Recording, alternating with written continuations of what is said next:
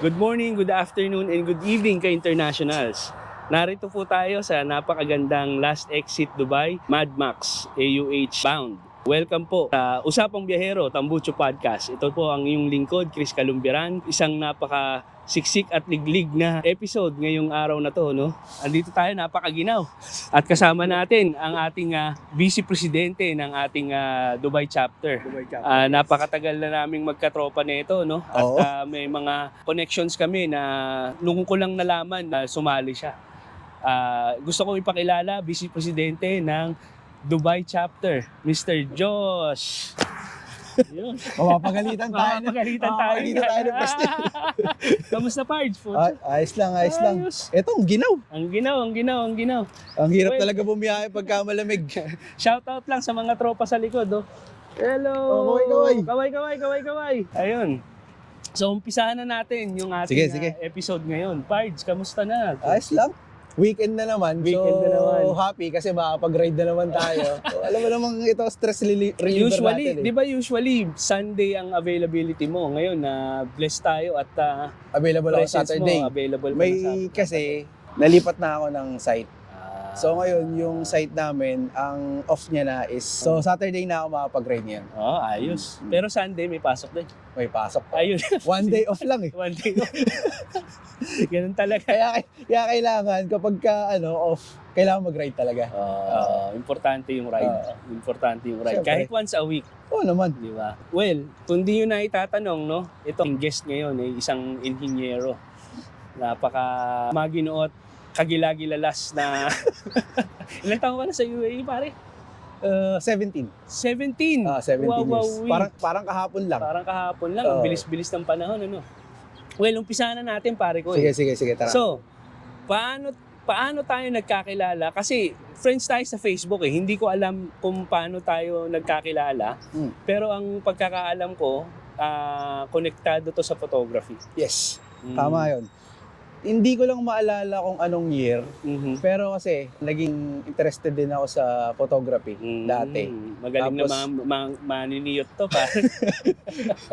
Tapos, ayun. So, siyempre, pagka interesado ako sa isang bagay, siyempre gusto ko matuto talaga, di ba? Ng proper way, di ba?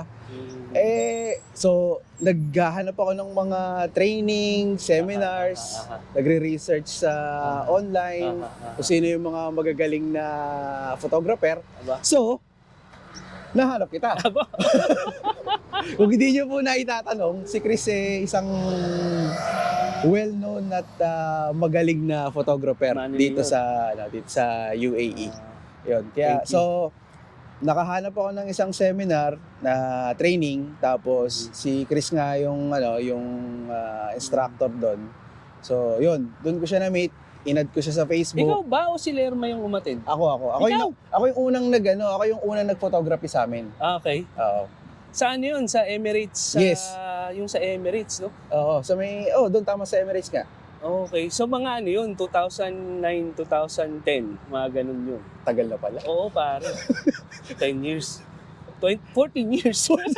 Napakaganda ng community ng UAE na kami-kami lang rin ang nagkakakita-kita at same birds in the same feather flock together. Oo naman. Ganun dito eh, di ba? Siyempre, may mga hobbies tayo dito sa UAE. Then, yun, nagkaka-connect tayo. Well, hindi lang pala sa photography. Pati sa motor. Yun na yun. Kaya nandito tayo ngayon. Yun pala yung topic natin. Napupunta lagi sa photography kasi yun nga, no, napakaganda ng environment, napakaganda ng community, tsaka maraming opportunities dito sa UAE. Exactly. So, ngayon, umpisahan natin ang storya mo kung paano ka napunta sa pagmumotor at naging member ng Tambucho. Paano nga ba, Pals? Pagmumotor. So, sa Pinas, nakakapagmotor pero yung mga underbone lang. And hindi sa akin. Nakakahiram lang sa kaibigan, sa mga relatives. Oo, yun naman uso ron, no? Oo. Pero hindi talaga ako nakabili ng sarili kong motor kasi hindi naman ganun Siyempre, ka mga sa baby pa tayo Pilipinas. nun, eh. Maraming priorities. Oo. Ganyan. Tsaka Pero- ilang tawag dito? Saan ka sa Pinas nga pala? Sa Nabotas. Nabotas. Shoutout sa mga taga Nabotas. Oo, mga Nabotas. Maraming magagaling magmotor dyan. Paano ka ngayon napunta sa Tambucho, pare ko? Eto na naman. Eto na naman. Connect tayo ron, di ba? So, kumuha ako ng motor. Hindi pa talaga ako masyadong marunong sa manual. Hindi ako marunong mag-clutch kasi underbone. At clutchless naman yun, di ba? Forma. Automatic lang yun eh. First bike ko, Sportster 48. So, Pogi. inaral yung, nag-aral ng pagmumotor. Hindi ganun kadali makakuha ng lisensya. So, kailangan ipasa mo talaga yung mga requirements ng authority dito. Then, nag-post siya. Actually, siya yung nag-post nung ride namin. Sa sa last exit sa Kudra. Sa Kudra pa, ha? Oo, sa Kudra. And yun yung nakita mo.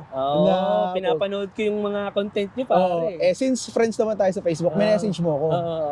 Tapos yun, in-invite mo ako sumama sa ride. Hindi ko pa alam yung pangalan ng grupo nun. Tama. Bago-bago lang ako. Bago-bago lang. In-invite mo lang ako ng ride nun.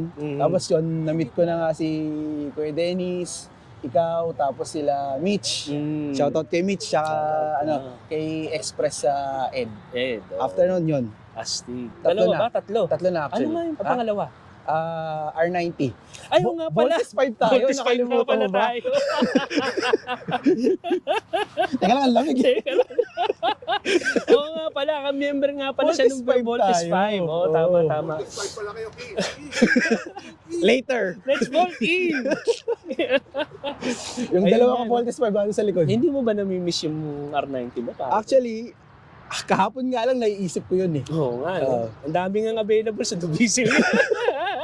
Nga lang, 40 pataas eh. Kailangan i-close ka agad. Pag nakikita mo gano'n, kaya kailangan i-close mo agad yung mo. Tama. Ayun nga eh, hindi tayo nagkaroon ng chance mag-bolt in talaga ng solo shot nung mga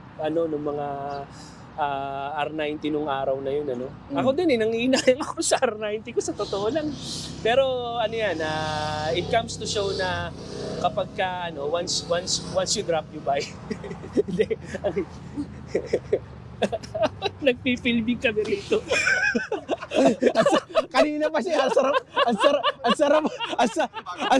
sarap ng tingin niya ng motor kay Dennis. Pinapabayaan ko lang ulitin mo sa R90. Okay lang yun. Hindi natin kakat yun. ang sarap ng tingin niya sa multi. Nangangamoy, noong mga araw na yun, napag-uusapan rin lang, yung palit-palit ng bike, Noong araw na yun, R90 BMW, Ngayon, nangangamoy Multistrada, pare. Oo nga Nangangamoy Ducati. Kaya nga. Mga nangangati. Balita ako, marami pang ibang tumitingin ng Multistrada Kaya, let's see. Anong special sa Multistrada, pare? Paliwanag mo naman. Pare, Multistrada. Your third bike. Third bike, yes. Comfort. Yun.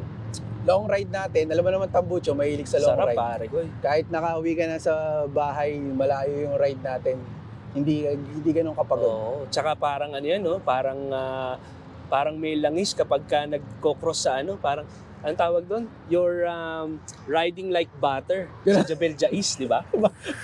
Mahirap naman, sobrang dulas naman. Sobrang sarap, pare. Kasi, Ayun, yun yung isang kagandahan niya is yung cornering sa twisties, madali siyang gamitin. Yung mga hinahanap ko siguro sa ngayon sa bike, yung pwedeng medyo minsan gusto mong speed, tapos twisties, pero versatility, tapos pero gusto mong komportable ka pero kahit na malayo. Pero hindi mo na-consider yung sports bike. Actually, kasi comfort kasi comfort. Actually, kinonsider ko siya second bike. Kaya lang kasi iniisip ko kung gaano ko ka-frequent siyang gagamitin. Sa bagay. Kasi alam mo naman, naka-experience ako ng truck. Isa sa napakagandang experience ko yun. Ito yung gamit ko. Wow. Di ba? Imagine kung naka-sports bike ako nun. 'di ba? Mm. So, inisip ko siya, kaya lang siguro, let's see, in future kung magkakaroon ng pagkakataon. Oh, actually, in connection to that, yun nga, no, logo ng Tambucho, yung O, Yes. elongated O siya. It symbolizes truck. Kamusta naman yung truck life, pare? Masaya siya, pare. Masaya? Kumbaga, nire-recommend ko na kahit Once in your life? Yeah, ma-experience tayo lahat nun. Magkano naman yung once in your life Yun experience na lang. yan? Well, may mga may mga Mhm. pagkakataon naman na may If halimbawa, there's a will, there's a way. yeah, kung halimbawa yung brand ng motor mo, minsan Mhm. nag-organize sila ng track day Mm. na medyo less yung Mhm. price. Mhm. Take natin yung opportunity. Kasi Tsaka may hindi- mga buy one, take one pa yan, di Yes. ba? Tsaka hindi lang kasi yung hindi lang yung fun factor Mhm. nung Mhm. pagra-ride sa truck. May matututunan ka. Yun. Kaya kaya maganda talaga, kumbaga try mo yung iba't ibang klase ng riding, off-road, Different disciplines. touring, and truck. So may matututunan ka talaga. Kasi napakaganda ng opportunity dahil nga since nandito tayo sa UAE, makagawa at maka-ride Oh, ng iba't ibang klaseng roads, off-road, Yes. track, and on-road. Ang gaganda ng mga highways, ang Kaya gaganda nga, ng mga kalye. Blessed tayo sa Blessed tayo, mga pare. daan dito eh. Tapos Gaganda pagdating ng ng daan. lalo ngayon, riding season. Exactly. Ang nakakatawa nga, mas frequent tayo mag-ride tuwing summer. Kasi actually totoo eh. Kasi pagka winter, Mhm. alam mo yung kahit na Oo. ilang layer na yung suot natin, Oo. malamig talaga eh. Oh, malamig talaga. Pag summer, kahit na mid ng summer season, like July, August, kasi maaga naman tayo nag-ride. Plus, yung riding jacket natin na pang summer. As long as tumatakbo tayo, okay lang. Ang problema lang talaga pag traffic. Pag traffic. Oo. Ano ngayon yung ano ngayon yung rumihistro sa thermometer mo ngayong umaga? Lowest is 11 11. degrees Celsius. Grabe, no? Para sa ating mga tropical boy. Freezing. Ang Mga sakit, tropical boy. ang sakit sa kamay ng lamig. Masakit sa masakit sa kamay. Meron ka pa bang plano mag-upgrade ng multistrada mo? Well, let me change the question. Is this considered as your favorite bike amongst your bikes? Yes. Wow. Yes. Ducati. Sa ngayon, siya talaga. So member ka din ng Ng DOC. DOC. Yun. Ilang members na ang DOC? Last time I heard, magwa 100 na yata. Oh, hindi na lalayo sa mga numero natin. Oo. Samantalang tayo, batang-bata. Pandemic babies, di ba? Pero ano naman kasi talaga, napakasarap naman kasi talagang magmotor. Ay, Oh. tunay. So, eto, magandang question to pare. So, sa iyong karir at iyong pamilya at iyong mga iba't iba pang mga extracurricular activities, no? Paano mo ngayon nababalanse yung iyong work-life balance kung meron man? So, alam mo naman dito, almost whole weekdays is work. Well, after work, make sure ko naman na may time ako sa family, sa wife ko, sa friends ko, ganyan. Pero yung weekend, fortunately, meron tayong grupo. Naka-pigeonhole na yan. Alam mo yung Monday pa lang, Oo. tapos dadaan ka sa parking, makikita mo yung motor mo, tapos parang tinatawag ka na, ride tayo. Oh. Hintayin mo yung weekend. Ano nga every time na magpa-park ka, di ba? Kasi syempre yung mga motor ko nasa tabi ng parking, my babies. Alam mo yun, parang I will ride you again, don't worry. Yung ganung mga bagay, kinakausap mo ba? Tsaka every time na mayroong pagkakataon, pipicturean mo eh. Oo, balance lang. Balance lang. Balance lang. Totoo naman. Maswerte nga tayo, hindi tayo naaway ng mga misis natin. Ride ka na naman, di ba? May mga Yun, ganun, yeah. Maswerte tayo sa mga Shout out partners natin. again sa wife ko kay Lerma na napakaswerte nga. supportive sa Tsaka mahilig sa rin hobby ko na siyang to. sumali, di ba? Sumama. ano yun, kung may professional riders, yun, professional back rider. Wow naman. Bata pa yun, naka-back ride Ay, niya sa ganun father ba? niya. Kaya sanay na sanay yun. Kaya pala nung minaninga lang yung liwa, no? Oo. Maning-maning. Yung pumunta nga tayo ng Jebel Jais tapos medyo Na-enjoy niya. nagtitwistis na tayo doon. Sabi ba naman sa akin pagdating doon sa taas yun na ba yun? Wow! Samantalang yung iba, Oo. nagsisisigaw na, di ba? Actually, yun nga, same experience, no? Kasi nung one time nag-ride kami ni Mrs. kami lang, punta kami ng Musandam. Mm. Nagpunta kami ng Musandam, across the, tumawid kami ng border. Tapos yun nga, kumbaga parang, maswerte na tayo na pumapayag, tapos nasasama pa natin. Kaya That's a very fortunate talaga fortunate situation. Swerte tayo sa pagpili ng partner. So, dahil sa ating fortunate events, ano naman ang iyong ma-advise para sa mga aspiring riders dito sa UAE, sa Pilipinas, or yung mga nag-a-aspire na sumali sa Tambucho? Sa Anong Tambucho. ma-advise mo sa kanila, pare? Nakabili ka na ng bike. Well, kailangan, syempre dapat, umano ka sa tamang proseso. Kumuha ka ng lisensya. Minsan kino-complain natin na ang hirap kumuha ng license. Pero actually, yung mga natutunan mo doon, yung mga tinuturo pala nila doon at pinipilit nilang matuto ka, is magagamit mo talaga sa Totoo. sa kalsada. Yun nga. So may lisensya ka na, kumuha ka ng lisensya, kailangan mong mag-invest sa quality gears. Safety gears. Hindi natin alam ang pwedeng mga mangyari, at least protected tayo. Then, third is, pag meron ka ng bike, is try to improve talaga yung riding skills mo. Hindi ka kinakabahan na gawin yung mga maneuvers or cornerings or braking. Continuous learning. Speaking of yung skills, ang isa sa mga ma-advise ko talaga is braking. Braking. Totoo. Kumbaga, wala ka munang karapatan na Magmabilis. mag-speed Oo. kung yung braking mo is parang newbie ka pa. Tsaka, be law abiding. Yes, of course. Dapat. Kasi mahal ang fines. Oo, maraming accessories na mabibili. Since nandito na tayo, as much as possible, sumama sa mga rides, Totoo. meet the members of Tambucho. Kung ako yung tatanungin mo, ang pinaka masaya or importanteng part sa akin pagiging member ng Tambucho is yung experience eh. Correct. Yun, may motor tayo, may maayos tayo mga motor, pero alam mo yung pag nag-ride, yung mga namimit mong members, nakakakwentuhan, then yung mga places na napupuntahan ninyo. Minsan kasi hindi yan na pag-uusapan lang dun sa yung mga members natin na hindi sumasama sa rides. Minsan hindi nila yung nasa likod nun.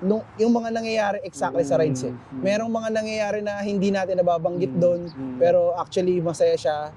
Kaya ini-encourage ko yung mga members as much as possible mag-join sa mga rides and events. Correct. If I may add, actually, maswerte tayo in the sense na yung organization natin is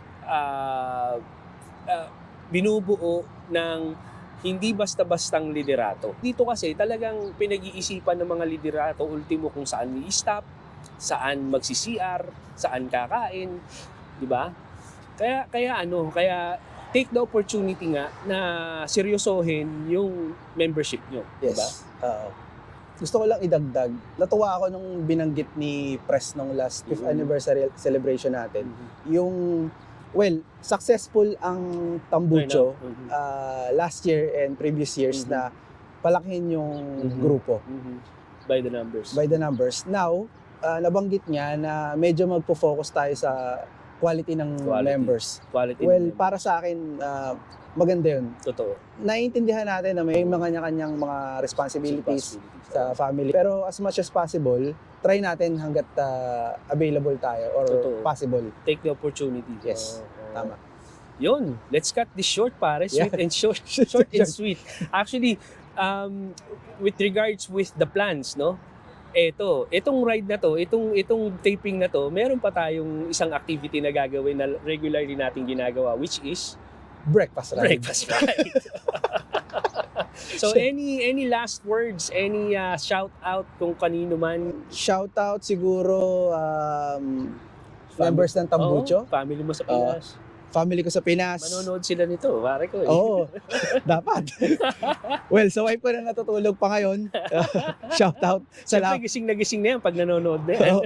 Oo. Best friend ko sa Pinas, Yun. si Decong Seria. Actually, siya talaga yung nag-impluwensya sa akin sa pagmumotor. Shoutout sa'yo, pare ko. Kasi siya yung talagang mahilig sa motor. Oo.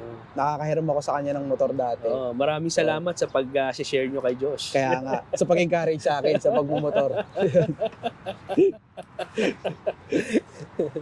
Yun. Well, this is it. This is it, Pansit. Another great episode with Engineer Josh Multifolca, Astig. Good morning, good afternoon, and good evening ka internationals. Maraming salamat po sa pagsubaybay. Usapang Biyahero, Tambucho Podcast. Ride strong, ride safe, ride united, and roar Together. together. Yeah. Astig. So hanggang sa muli, maraming salamat at ride safe. Cheers. Ayos. Salamat. Ala, mga bakla. Kita kayo sa camera.